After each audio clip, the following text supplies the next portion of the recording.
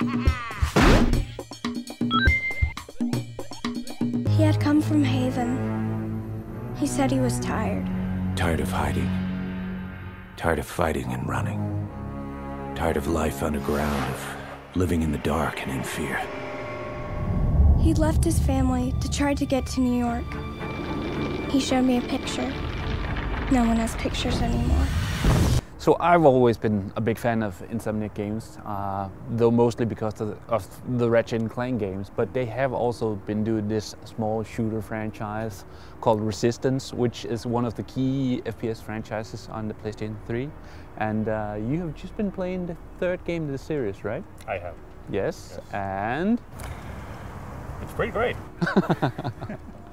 Okay. Yeah, review done, let's go home. Yeah. No.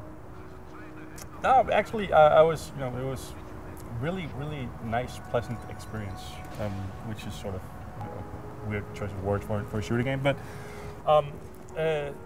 action-wise, I think it's actually pretty impressive. It has some, it was like, I've most of the shooter games I've been playing in recent years have been that sort of military-style shooter. Yeah. And that might get a bit, tedious or similar after a while. And Resistance 3, in that regard, is like completely unlike Call of Duty and its ilk. So it was actually really, really nice to play something that was a little more old school in its approach to shooting.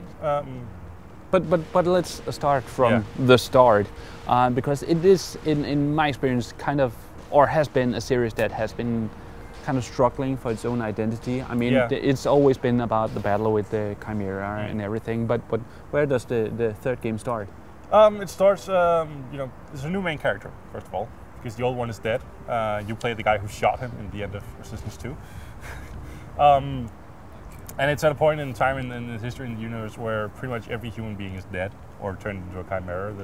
Say in the intro, 90% of the human population is gone, pretty much. Wow. So humanity is losing, and losing hard. So whatever's left of people are sort of living underground, literally, hiding, just trying to make, get by, and not really. There's not really that much of a resistance going on against the invasion. But then this scientist guy Makarov turns up, talks about there's a gigantic wormhole over New York City that's sort of portal to the Chimeran homeworld, and it's cooling off the Earth because that's apparently really, really cold. And he's found out, we have to go stop this, close it, because otherwise the Earth becomes one gigantic freezer and all of us die. So it's a really happy story. Yeah. It's pretty bleak. So you, the main character, Joe Capelli, and Malakov, you set out on a sort of journey from Oklahoma, where you live, to New York City. Okay. About 1,200 miles. So it's sort of road movie shooter game. Awesome. Yeah. One of the key things that have been pointed out about the third game is that it's supposedly combining the best parts from the first and the second game. And the second game really got... Yeah, the second game sort of, split the waters, I guess, because the first game you could carry all guns at once, the second you could only carry two, and the second game had the sort of regenerative health system that's become standard in a lot of games. The third one doesn't. The third one lets you carry all the guns again, which is really, really nice, and also has old school health kits instead of regenerative health, and which is part of why it's such a nice and pleasant break from all the usual shooter, I might say, cliches. Yeah. What I think really sets it apart from a lot of other action games these years is the inventiveness in the guns you have. The third gun you get, or actually the first gun you get, other than the standard guns you start out with, lets you see through walls and shoot through walls, which is really indicative of what sort of power you get between your hands through the game. There's just like, the guns are awesome. Rocket launchers, shotguns, everything has a secondary fire that does something cool. And guns upgrade the more you use them, so some might get a scope, some might get explosive bullets. Again, it sounds really inspired by Ratchet & Clank games, which I love. It's just, there's something about the artificial intelligence that reminds me of the first Half-Life, if you're old enough to remember that. Yeah, because the first Half-Life had these commando soldiers that you were fighting with, for the time, had really, really advanced AI, and they would try to flank you and push you out with grenades. And the enemies in Resistance 3 does that too, which is awesome. So one of the things I really enjoyed about the sequel, and then apparently I'm the only one, or one of the few ones at least, was the co-op gameplay.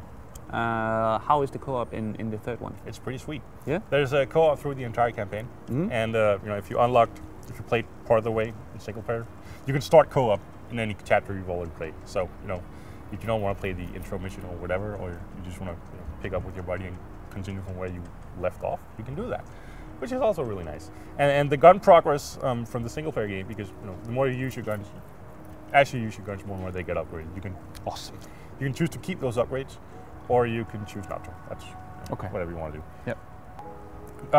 It's a bit weird because all the scripted sequences, whenever the game controls the camera, they're all done.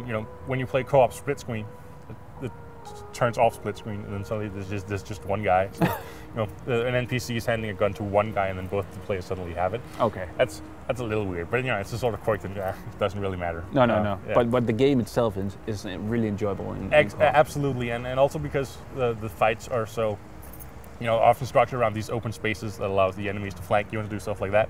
Also means the players flank the enemies. So I think actually a lot of the fights get even more enjoyable when you're two. Okay. Which is nice. Cool. Yeah. So this year has already been a really strong year when it comes to FPS titles on the PlayStation 3, because we had, of course, Killzone before, but Resistance 3, at least to you, sounds like an even more enjoyable experience. Yeah, I'm not the world's biggest Killzone fan. I don't want to knock it or anything. It's just not really my thing. But I think Resistance 3 really struck a nerve with me in a way that it hit some classic shooter game values that I've sort of been missing in a lot of games, and that was really, really nice. So yeah, I think it's a game I'll definitely recommend. He had saved my life, so I followed him. I don't know what will happen. I think I might die. I just don't want to feel scared anymore.